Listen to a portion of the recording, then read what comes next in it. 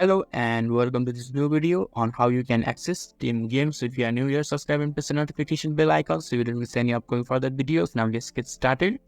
So firstly, you need to open the web browser of your choice. In the top of the web browser, there is a search bar. Click on the search bar and type Temu and press enter in the keyboard.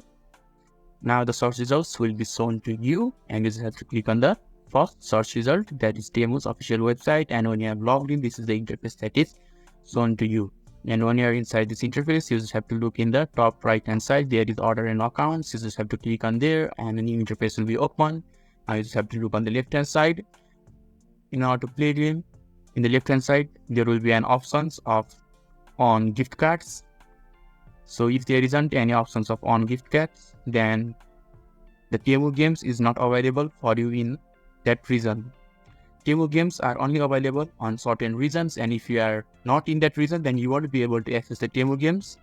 So if you are few people who are in certain region, then you will be able to access Temu Games without any difficulty. But if you aren't from that regions, then unfortunately you won't be able to play and access Temu Games. So if this video is helpful to you, give a thumbs up button. Thank you.